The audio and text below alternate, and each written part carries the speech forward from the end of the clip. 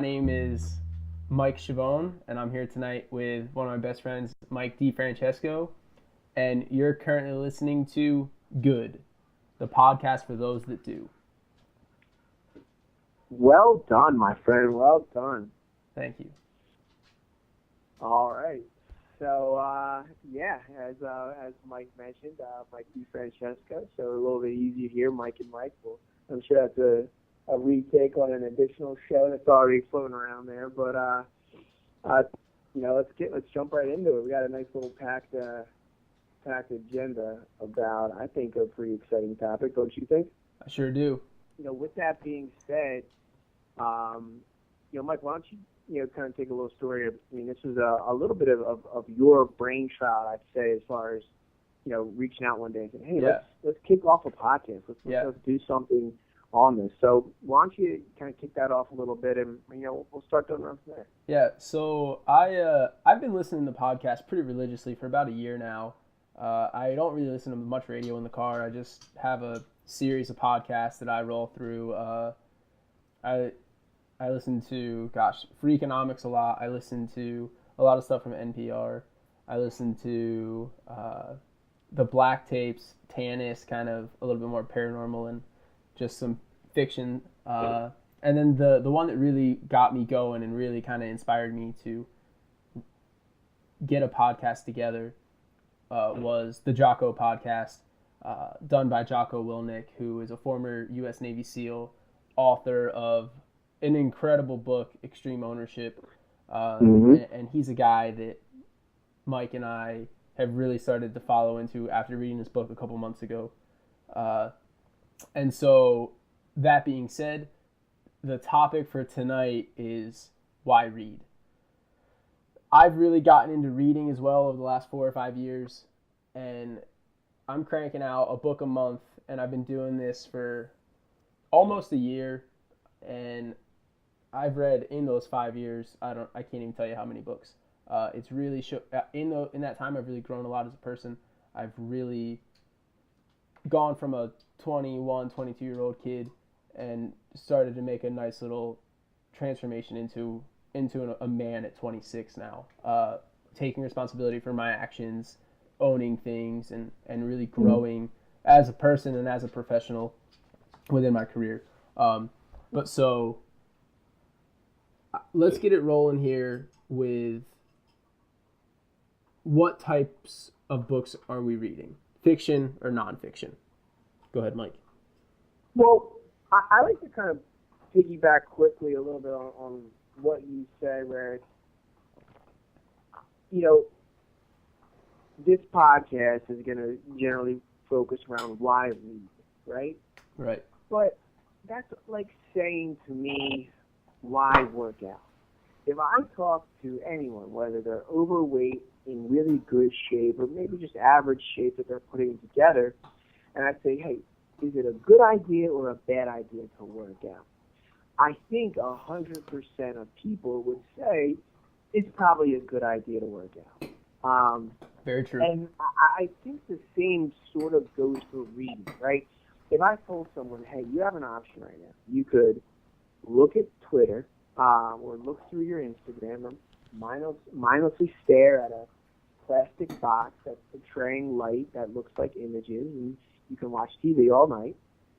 Or you could read something that could, potentially better how you think or what you know, or habits and different things like that. What would be better for you? I think most people would say, it would be better for my mind or better for my social ability if I read books. So while I think why reading is definitely something we're going to talk about and discuss, it's more of, I'd say, how to read. And it sounds funny, and I think that when I'm on here saying, hey, folks, I'm going to teach you how to read. It's not that, hey, this is what the letter, the word and means. It's what habits do you do, Mike, right, or what I do. And I'm going to call you Shiloh from now on. Yeah, and I'm going to call you D-Fan. It's going to make that complicated, right? Yeah. But what you do on a daily or a weekly basis to read. Right, because someone, the lay person, just sitting down with a 250, 300 page book, and they're looking at it saying, I need to read all of this. That's a intimidating challenge, to just look at all that and say, man, how am I supposed to do all this? Sure. So the easiest thing that I've done is every day read at least 10 pages. Now, why 10 pages? It's an easy number. If you go 10 pages a day, every day of the week, you're going to read 70 pages in a week. That's 280 pages in a month, most months. And that will more than likely be your book for that month. As long as you're not reading like Game of Thrones or something. So you're breaking it down one day at a time over a longer period of time. Consistently repeating actions over time is going to give you great results.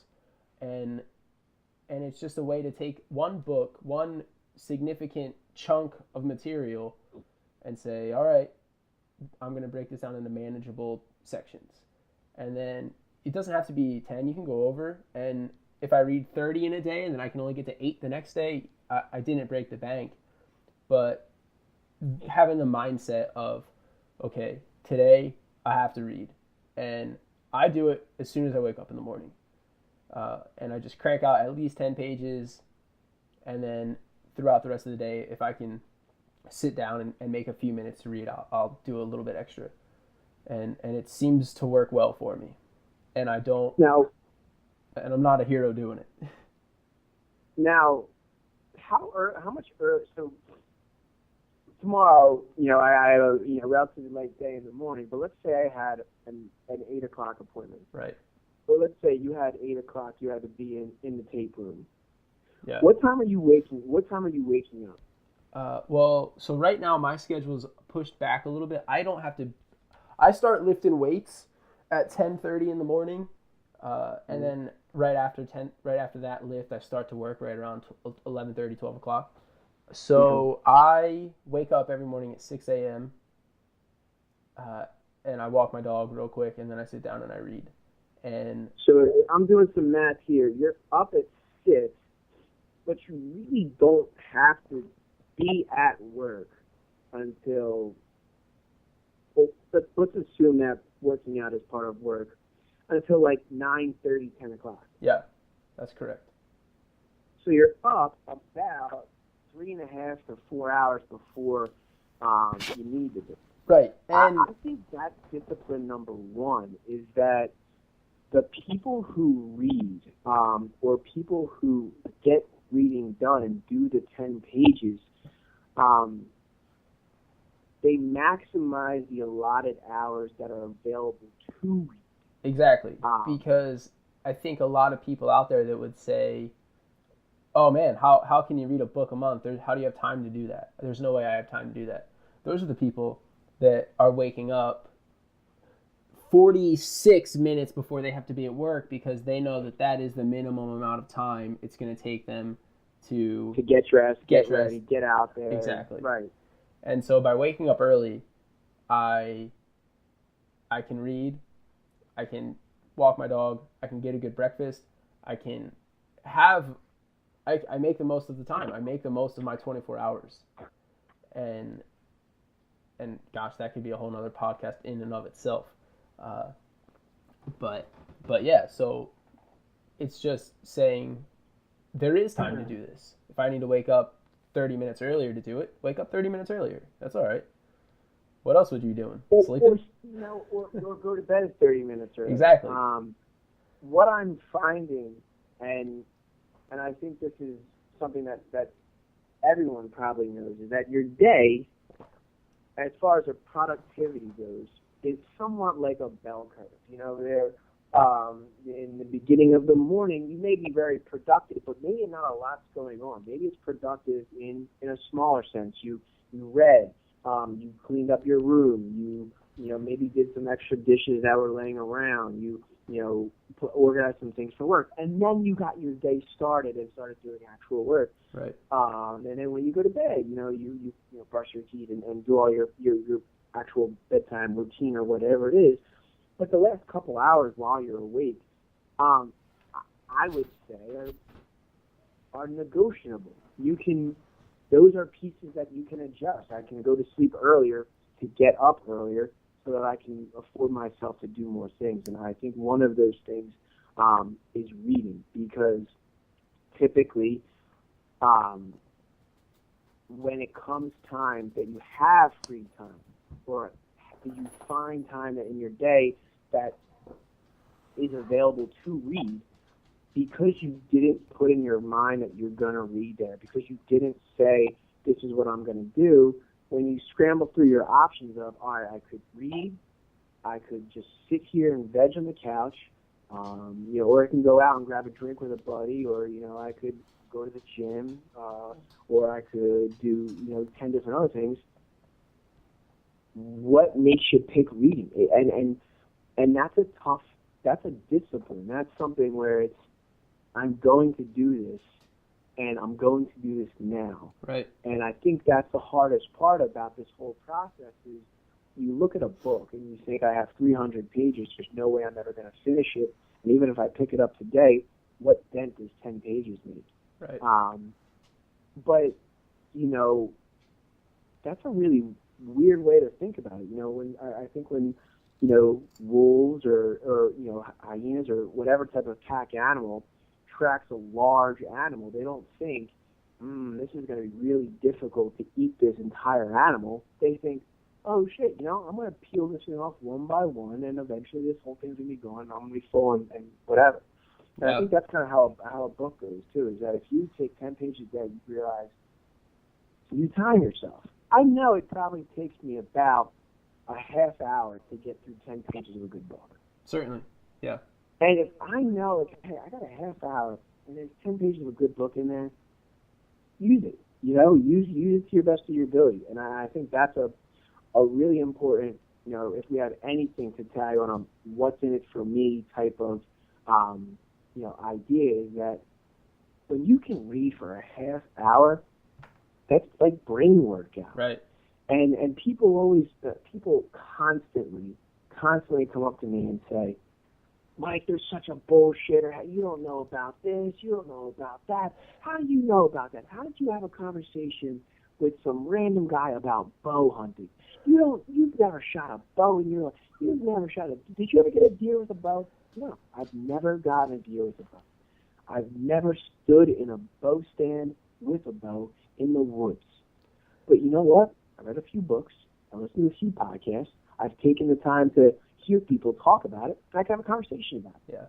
So whether or not, you can call it whatever it is, bullshitting or, schmoozing or whatever it is, I equate a lot of my social ability, and I think you would say the same, to the ability to read and absorb knowledge. Right. And if that's something that's a skill that you want to develop, I don't think there's a better platform at all. Yeah. Whether it's reading magazines, whether it's reading books or newspapers or any kind of publication, I don't think there's a better area than reading. Right. That can give you enough, ammo to go in there and be successful. So. Certainly. And what you're reading, I read a lot of what could be called like self-help books or motivational books, and they're incredible, and I can't get enough of them, and I have them stacked up on bookcases. But every now and then you need to throw something lighter in there, and you need to throw something fiction and just to break it up and to kind of keep you engaged in it. So that's something I do. But just reading at any level, it's an investment in yourself. And what I think helps is going back to what you talked about was nonfiction or fiction. And I'll let you kind of expand a little bit on that more. But once I started picking a genre, and when we read very similar books, you start to get authors that you really like. I know you love Maxwell, and obviously, I wouldn't call Jocko an author, but, he is one. They wrote a book. But, like a Michael Lewis or a Malcolm Gladwell are authors that I follow. And once you start to pick up on how someone writes and the type of tone that they write in, it also makes it a little bit easier to read as well. I think when I pick up a Michael Lewis book, I know how he writes, and I like how he writes. Yeah. And it's easier to read as opposed to just randomly picking it up and starting from scratch. Oh, certainly. And yeah, you understand what they're saying, and it flows a little bit easier, and you can understand what they're saying and just grasp it a little bit better. Sure. Good. All right, so let's jump into our own personal top 3 books. Yeah, let's talk about our top 3 books. All right. So I'll go with my top 3 in no particular order. The Slight Edge by Jeff Olson first. Ooh. And then Mastery by Robert Greene, and Leading with Passion by John J. Murphy. All right. And you?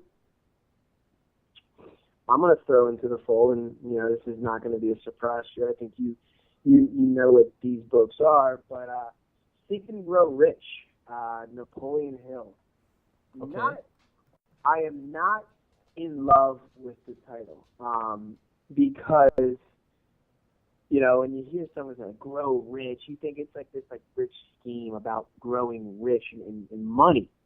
But the most important part of that title is the think part, and I can't wait to expound on that more. But Think and Grow Rich by Napoleon Hill. Malcolm Gladwell, I probably could have chosen a handful of books, and I think people that may read this can know of Blink or Outliers or Tipping Point. But I actually chose David and Goliath. I think that was a really influential book in my life that I've read. And last but not least is another title that I don't love the title, but the principles of this book are just the bedrock of what I think America was built on, and that's a heavy statement. But It's How to Win Friends and Influence People by Dale Carnegie. Right. That was a college course that's taught all across the country. Dale Carnegie has a system and has a formulation in place that I think is second to none in really how to have a conversation. Yeah, and a book that's just tested or lasted the test of time. I mean, it was written in like 1937, so it's been around for quite a while, and it's still a bestseller, and it's still a book that anybody has read. So very good, very good. I like your list, and so what we're gonna go through now is just a brief little breakdown of each book that we picked. So I'm gonna start with The Slight Edge by Jeff Olson. So this book, I read it in the winter of 2013, I believe. And this was really one of the first books that I really started to break down. Prior to this book, I had read a couple Malcolm Gladwell books. I was reading prior to this, but this is the one that I started annotating in the book. I started kind of outlining it on my own in a separate notebook, and it really set the stage for what I was going to do and how I was going to think throughout my young career, I'm going to say. So basically the whole idea of his book is if you're going to be successful, you need to have this slight edge that other people don't have. And throughout the book, he talks about what you can do to gain that slight edge. So one of his main concepts was mastering the mundane, which is simply performing small rudimentary acts daily, every day, to the best of your ability. There are tasks that are easy to do, but they're just as easy not to do, like reading or like working out or just doing some small thing that's going to make you a better person. Do them and do them well. Like 20 perfect push-ups. Like 20 push-ups. If you do 20 push-ups today and 20 push-ups tomorrow and 20 push-ups the next day, by the end of the month, you're going to be cranking out 60 without sweating. And it's going to get easier. And it's going to get every easier. Every single time when you do the same thing every day, you get good at doing that one thing. I'm getting better at making my bed because I have a process to make my bed, and it's easier now versus oh, what do I say with the sheet? You know what I mean? Right. Master the mundane, you do the same thing over and over again. And so the concept of mastering the mundane builds into this larger idea of compound interest. So compound interest is the idea that a small event done consistently over time will yield tremendous results.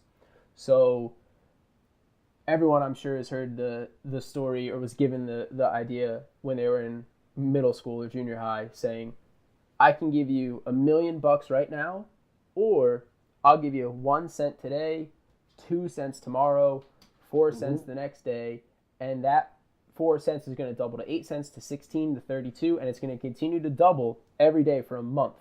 At the end of that month, you can have as much money as that sum in 30 days, or I'll give you $1,000,000 right now.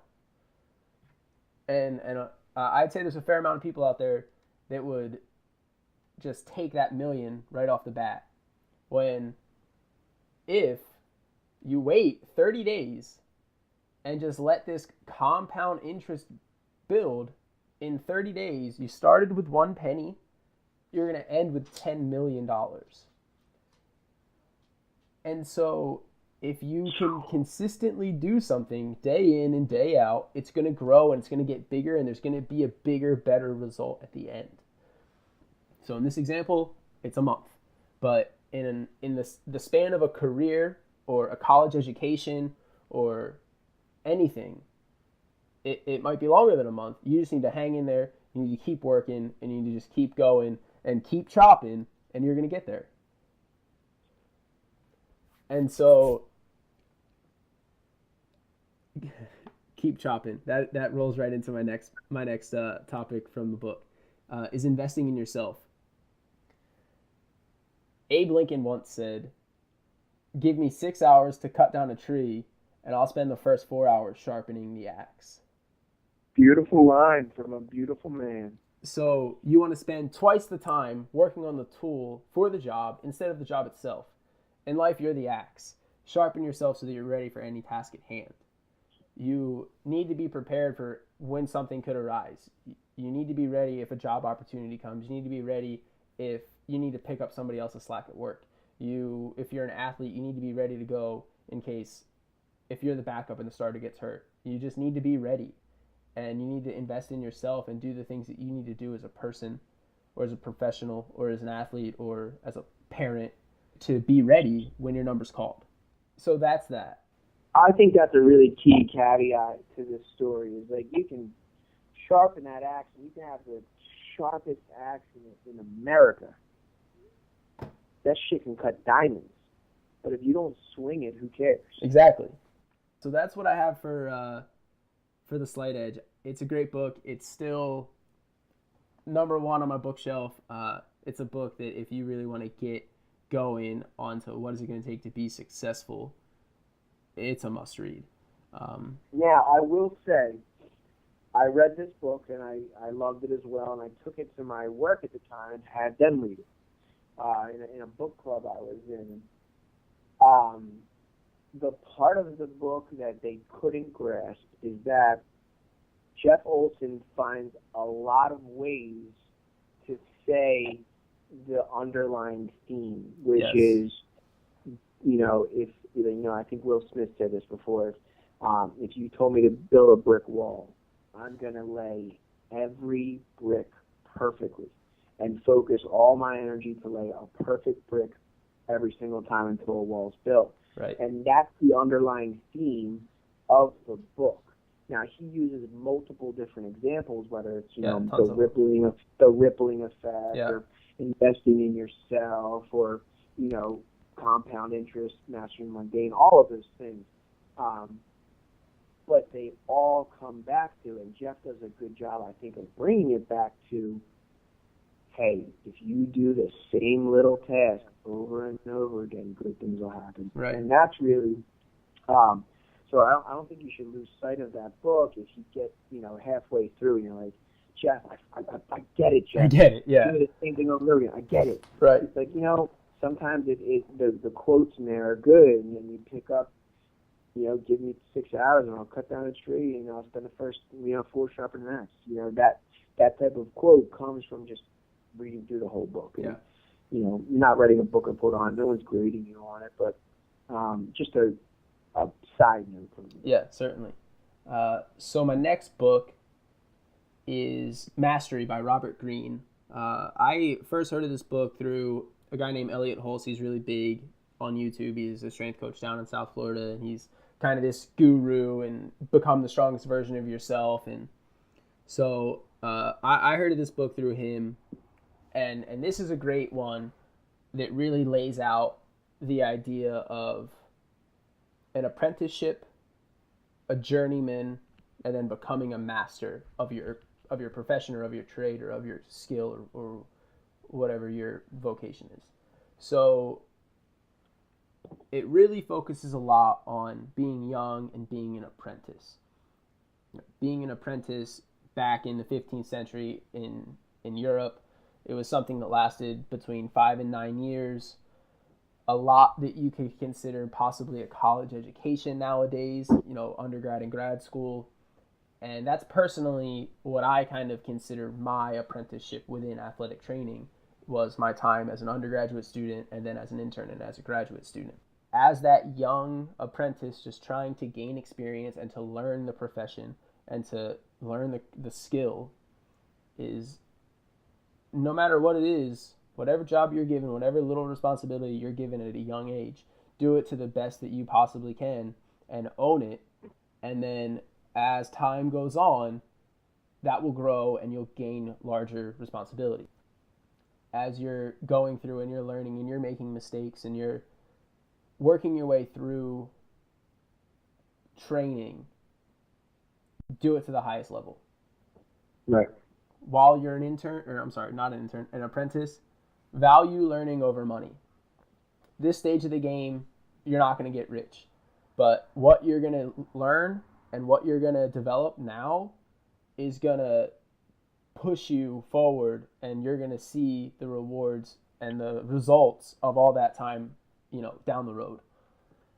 And while you're in that apprenticeship phase, you need to be a sponge to everyone around you. You need to go every day and think, I'm going to learn from somebody today. I'm probably not going to teach anybody anything, but I'm here to learn and I'm here to work and I'm here to get better. And then as you move through that apprenticeship phase is when you become the journeyman. And back in the 15th century, when this was a really, really popular, this is how you learn, this is how you became a professional, this is how you provided for your family. After that apprenticeship phase, you became a journeyman, traveling around to smaller places, working to build your name, working on doing it on your own and perfecting your craft.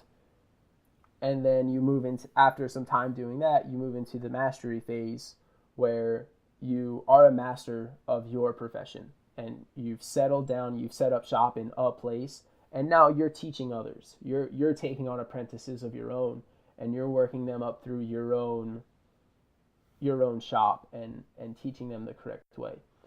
And this type of learning is common throughout even our society. It's not called the same, but everybody's been an intern. Everybody's been a graduate assistant. Everybody's been at the bottom of the totem pole, and they have a little bit of responsibility and they work their way up and they get to, hopefully they become the master of it. It's very applicable to what I do as an athletic trainer, and that really resonated in me a lot because I kind of like to think right now I'm in that middle phase as that journeyman right now and progressing on through. I want to kind of revert back to that learning value over money. Yeah. Or value learning over money. One thing that stuck out when I read, those notes and I was looking at that was, like when you eat healthy, if I eat a banana or I eat a bucket of fries, does my physical appearance change all that much in the time period of when I ate it to when I, finished it a half hour later? Probably not. And it probably doesn't change, the next day or the day after that. I'll probably burn those fries off and I'll probably burn that banana off as well, But when you do something that's of value to you, like continue to eat healthy, you may not see the benefits. Just like when you get 1 penny and you get 2 pennies the next day and you get 4 pennies the next day, great, I got 6 cents. It took me 3 days to get 6 cents.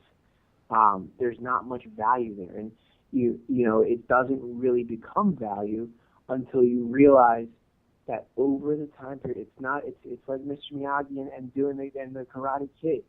If you do it for a long enough time, eventually you'll see the value in accumulating those pennies and accumulating the process of learning how to get those pennies, and then it really kicks off. Yeah. So, Jocko, the best thing that Jocko's ever said that I've heard, you probably have one of your own, but it's discipline equals freedom. Yeah. Discipline equals freedom, I think, plays into not only each and every book that you've already described. It takes discipline to sharpen an axe for 4 hours when you could just cut the tree, start chopping and probably cut a tree down in 4 hours, but you work twice as hard to do it. It takes discipline to trust the process.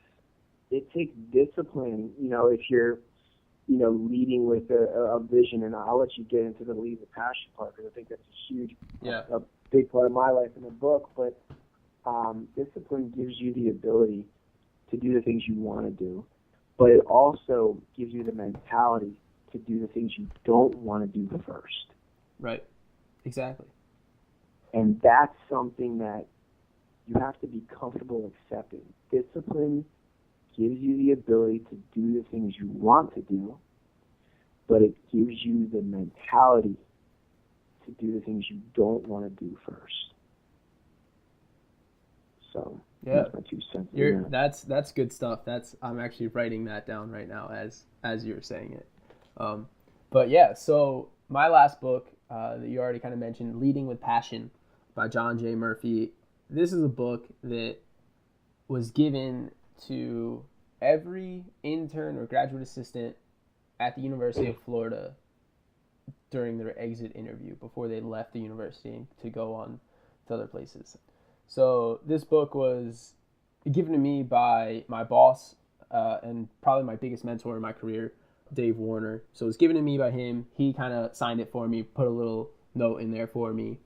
Also, our athletic director put a little note in there too, which that meant a lot. He's a big time guy, but the one from my boss really, really meant a lot. And so this book has a little bit deeper meaning to me than just what it's saying. But so the opening of the book is a quote by Albert Einstein. Any intelligent fool can make things bigger and more complex. It takes a touch of genius and a lot of courage to move in the opposite direction. Any organization, any leader, anybody in charge can take something simple and just drown it in protocol and make it something simple incredibly difficult. And I see it all the time. And I'm sure you do too. And I think I'm a very big picture thinker, and not that I'm looking to find the easiest way to do something, but I'm usually trying to find the most efficient way to do something. And so Albert makes it very clear. Moving that opposite direction of what everybody else is doing is not easy. Leading with passion requires keeping things simple, keeping things clear, keeping things concise. And that's going to increase the performance of your team or of your staff or of yourself if you're only leading yourself, because that's another thing that I'm going to touch on real quick, is that everybody's a leader. Anybody that's working or living a life is a leader. You might only be the leader of your own individual person, or you might be running a Fortune 500 company, and anything in between. You are a leader. And once people start to have that kind of mindset, they can grow as a person and be successful and accomplish goals and do all kinds of really good stuff. So leading with vision, your staff, your the people below you, the people you work with need to understand what you or your company is trying to accomplish. And No way. Take that step back way. Take it back one other step, because I totally agree, but I think so many people don't have a vision. right, Whether it's your company, your colleagues, or whoever's listening to this, whatever point you are in your life, that's where you're at. But do you have a vision? And are you okay with your vision being, I want to be a teacher? Okay, that's a great vision. There's nothing wrong with that vision. But that's not a vision. That's a wish. Not, I want to be a fourth grade math teacher at Aura School in Elk Township, and I want to be a top tier fourth grade teacher at Elk Township for math. That's a vision. right, Something that is specific, something that is attainable, something that isn't just a wish, because a wish or a goal without a plan is just a wish. A goal without a vision or steps to complete your goal is just a wish. I wish to be a pro athlete. I wish I could be a Major League Baseball player. No, I have a vision that I'm going to be a Major League Baseball player, because I'm going to go to the cage every single day, because no matter what, no one is going to hit better than me. And like that's a vision. So not to sidetrack a little bit there, but I think that the word vision, it's crucial. yeah, It is. I hope you don't take offense from me saying this, but I think that's the reason why you got to Florida. yeah, Not because of any of your abilities as an athletic trainer. I'm sure they carried you a long way. I'm sure they carried you most of the way there, but your vision that I'm going to be an athletic trainer at the University of Florida is why you were an athletic trainer at the University of Florida. right.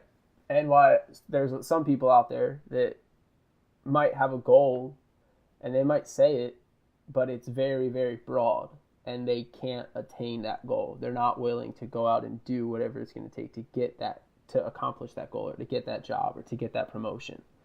And so another great point from the book, leading with discipline. Discipline is something we've already talked about a couple minutes ago, and it is this idea of mastering the mundane and doing what you need to do to do your job well. Leading with credibility. In the workplace, most people have their own type of agenda, if you will, or have some level of an ego, and that ego could be driving them through what they do and their actions and how they're interacting with you. So if you lead with credibility, and you can gain credibility, and you do that by being honest with your staff, talking to your people, being yourself around them, and letting them know that you support them and that you've got their back, you're going to start to chip away at that ego that person has. And in turn, you're going to have a better relationship, and then that better relationship is going to make your product or your result better. But you first need to break through ego. Yeah, that's a major player in it, Yeah. right? You're I'll be the first to admit that I struggle with that all the time. Right. When you get something good or you do something well, you want to celebrate, and you want to oh well, I did it once, great, I'm going to continue to do it great. And my dad was always a big proponent of, hey, keep doing something 24-hour rule. So you did something good, great.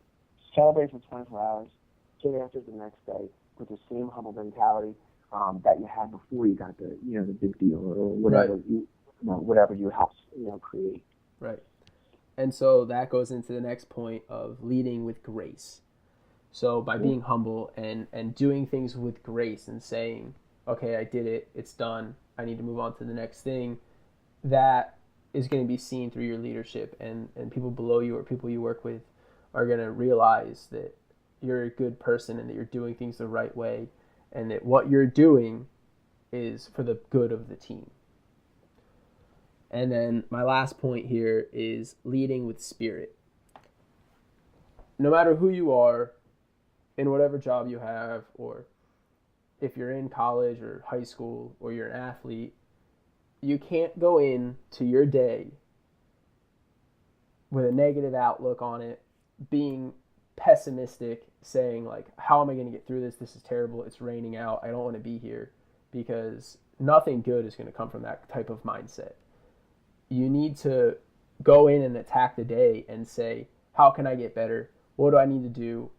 Start checking things off your to-do list, and all of your interactions need to be positive, because the people you're around are going to be able to tell by your body language, by your facial expressions, by the tone of your voice, if you're not having a good day, and then that's going to leak into your effectiveness at whatever the task may be, and it's going to bring down the product that you're trying to put out, and that's gonna catch on, and it could infect the rest of your staff or your coworkers or your team, and then everything's going to plummet. So be positive, have joy, and be enthusiastic with everything that you do, even if you need to fake it, and it will come along over time. Yeah, I think that goes back to the message you're telling yourself. Right. I think if you ask, and a lot of this stuff, might sound redundant, but it's, if you ask yourself, should I be pessimistic or should I be optimistic? How many people are going to say, no, it's way better to be pessimistic. You should definitely be. How many books are written that say pessimism is the key to success? There's none. There's zero books out there. There's zero people out there advocating being pessimistic as opposed to optimistic, right? And that's just facts. And I even think a pessimistic person would agree with that. But the problem is when something happens, when a trigger goes off that forces you in a mental state to allow yourself to be pessimistic, that is what we're talking about. I think that's what every book that you read is talking about, and what people who plead, like, hey, just be an optimistic person. Don't let yourself believe that an event or a circumstance is final, is detrimental to your life. None of that matters. All that matters is the message you tell yourself. Now, you can certainly allow a really bad thing to happen, to creep in and really affect your mood. And, that could happen for 5 minutes, 10 minutes, 10 days, whatever it is. Don't allow it. Fight that urge because it's really easy to do that. And I think going back to, Jeff Olson, it's really easy to let yourself feel pessimistic and let yourself get down on yourself. It's also really easy not to. Right. I'm not going to feel that way. I'm not going to let Barb from accounting annoy me today. I'm not going to let this traffic that I'm sitting in affect my mood. So what? Now what? Okay, it happened. It's happening now. So what? Now what? Now what do you do? Are you going to let this little thing ruin your day or ruin your mood or ruin your whatever it is? Or are you going to say, okay, what's the best outcome? And I know that plays a lot into what I'll talk about in a little bit, I guess. But, I just a tangent there. It's just don't allow yourself. That's good don't stuff. Don't allow yourself to think that way. Yeah. Don't allow yourself to let those thoughts creep in. Yeah, you're 100% right. And I love, so what, now what? That's that's good. That's really good. All right, I man. say that. I say that once a day, Mike. Good. Shava, or whatever the hell I want to call you. Good. I say I like so it. what now what at least once a day. Yeah. Oh shit! Guy came in, called me names, told me I suck. So what? Now what? Yeah. Yeah. Acknowledge it, put it behind you, and move on. Good stuff. All right. What do you got for us? All right. Well, I'm gonna change the format a tiny bit, Yeah. because I don't think anyone wants to hear about the synopsis of these three books. But I find that there's some key points in each book that if you do decide to pick it up, and I absolutely encourage you to do so, and if you pick any of them to, read first, I would say Think and Grow Rich would be the first one I would read, even though, Malcolm Gladwell's David and Goliath would probably be the easiest to read. Think and Grow Rich would be the most influential to your life. I'll start with that one in mind. Actually, I'll end with that one. So let me start with How to Win Friends and Influence People. Dale Carnegie does a great job at telling stories. He'll tell their stories of Charles Schwab and Rockefeller and all these old big names that were really influential in the backbone of building, a great America. And in every story, it seems that it ties back into having an attention to detail, having a presence of be where your feet are. I think we've heard that multiple times from people, but be where your feet are. It's so easy. It's so easy to, especially in this world where on my phone I can have access to Twitter and tweets from across the world and Facebook and all my friends and what they're doing and Instagram and what they're eating. And I can find every information out of my life. Be where your feet are. Separate yourself from all the external, whether it's with work externally, whether it's personally. Separate yourself from that, and whatever you're doing, just do it, and be where your feet are. And I think that in How to Win Friends and Influence People, in a lot of different examples, and I'm not going to go through any of them because I think that they're better off read the first time through Dale's voice and Dale's message. But I think the thing that you should focus on when you do peruse through that book, and it's not something I think you have to read cover to cover. You can definitely pinpoint chapter to chapter there. But it's focusing on what the person you're talking to is actually saying, what they actually mean. A lot of times people will say things to you that they don't really mean because they don't really know what they mean or what they think, and that's not their fault or your fault. It's just a product of the environment. So on a side note there, I think that's just a great book that should be used as a reference in your life. And you should always point back to that book, and I often do. David and Goliath, for me, is something that I would say, don't ever count yourself out on paper just because you look like you're a David and you're really a Goliath. Yep. Or maybe you're not even a Goliath. Maybe you're just you're a David and a David as the favorite. Because if you read that book and you read that chapter, you realize that David went to a sword fight with a gun. I mean, he was so good at, or the story is that he's so good at throwing these rocks with a slingshot because they had to. That was how they hunted. That's how they killed big game animals and were able to feed tribes. And these men who practiced day in and day out throwing stones, through the slingshot were so good that they could do it from a whole football field away and hit a pin. And so when Goliath walked in and David just stood there, boom, knocked him down. Not really an amazing feat. It's actually pretty surprising that Just on paper, it looked like, yeah, Goliath's going to kill this little shepherd boy. But really, David walked in there, and just modern day, cold-blooded, shot him dead. And, it's an interesting way of saying, just because something looks tough, just because it looks like it's tough to read 10 pages of a book a day, do it. Or just because it looks like you can't get this freaking job because you don't know anyone at the job, start knowing people at that job. Start, who does the hiring? Oh, that person? Can I meet with him? No, I can't. When can I? Never? Why?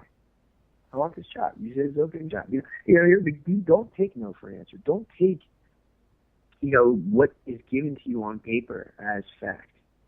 I have been an advocate my whole life of creating that sheet of paper. If someone's not going to give you the opportunity, well, that's okay. I'll make the opportunity, and that'll be what I want to do, and that'll be what gets done. And if that can't get done, then let me change my focus and find out why that can't get done. Because I thought it could, and I had a pretty good vision of why it should, but it seems like it didn't jive with yours. And so I'm going to go back to the drawing board and create the opportunity. But don't settle for what's given to you if you don't like what's given to you. And chances are, if it's given to you, it's not because it's given to you to really benefit you. It's given to you because someone's saying, oh, I need you to do something. And you're helping them live out their vision or their goals or their wishes. And I don't think you should live your life that way. And then some people want to, and that's fine. And by all means, if that makes you happier than anything else, then please do it. Don't listen to a word I'm saying. But I just think life is too short and too precious to just not go after every day like you're a David, and you don't give a shit who they put in front of you. I don't care if it's Goliath or a bumblebee. I'm gonna knock them down the same way with the same process. And until someone beats this process, I'm gonna keep doing it over and over again. And if you ask David, hey, was that the first time you picked up a rock and slingshot? Probably not. But I think if Jeff Olson was around, he'd say David probably picked that rock and slingshot up every single day and threw one or two rocks every single day at a minimum. That's right. Just a thought there is that if David came to that fight even with his little pistol, which modern day pistol is what that was, probably not effective. Probably would be dead, and this probably would be a dumb story had he not done the little things before then to practicing get good at it. That's right. Now, he probably would have been dead because he wouldn't have been able to eat or hunt or kill animals before then too, but nonetheless, he practiced every single day at it. So the last piece, and the most important, I think, is Think and Grow Rich, and really the only aspect of this that is important in this entire book. It's a nice sized book, and there's a lot that it covers. The only thing that you need to listen about and do, and should do, and should do tomorrow, or should do tonight, is think. That's it. How easy is that? Think. Think is all you have to do. And so many people don't think, or so many people have other people think for them, and then they're thinking for the other people. And you're doing something that's not what you want to do, or you're mindlessly going through your day until you get to do what interests you. And that may not be work, and chances are it's probably not going to be. But if you think every day about something you want to do, or you think every day, hey, I'm going to get in shape. I'm going to eat healthy. How? I'm going to think about it. I'm going to constantly think about it, and it's going to obsess my mind, and I'm going to do it. But you have to think about it. You can't just say one day out of the blue, you're going to wake up and, you know what, I'm going to get healthy today. Yeah, what are you going to do? No, not yet. You're going to go to Whole Foods and buy some food. What are you going to buy? I don't know. I'm thinking about it. You're not going to get healthy. Hey, you're going to go to the gym today. What are you going to work out? I don't know. I'm just going to go. Okay, what are you going to do? Back, thighs, tries, chest. You have to think. You have to put together a thought that is going to, help you get better. And whether that's at work. Hey, what do you want to do at work? I want to be a manager. Okay, how do you become a manager? You're spending time asking yourself questions and thinking. So many people go to work and they end the thought with, okay, I want to be a manager. Great. That's it. That's the thought. Oh, well, I'm productive. I got a goal. I want to be a manager. I'm working this job, and eventually, whenever the time's right, usually takes about 3 or 4 years, depending, I'll be a manager. I'll be a manager. I didn't get promoted to this role at Lincoln and be the youngest, person in my position because I thought that I was going to do that. And, I want to be next to a wholesaler. It'll happen. No, I thought about it. Okay, how are you going to make it happen? What are you going to do to make it happen? And in that book, what was amazing is that the dad in the story told his son, who was born without ears or with ears but couldn't hear, and he told him every day, and right on his head, where I guess you can feel the vibrations of someone's voice. Told him every day, you're going to be able to hear one day. You're going to be able to see. You're going to be able to hear. You can hear. You can hear. You're going to be able to hear. And he said it over and over again. And eventually, his son was able to pick up on a few things and learn, how people use their mouths and pick up on reading lips and all that nine. And eventually technology came out that helped him be able to hear, and he was able to hear one day, go to school and be successful. And I think it comes back to someone instilling in your mind every single day, reinforcing you're going to read, you're going to hear, you're going to see, whatever it is. I remember my dad, when I was little, and weird random things stand out, but told me, you're a winner, you're successful, you can do it. That's your mantra, and you should say it to yourself before you do anything big.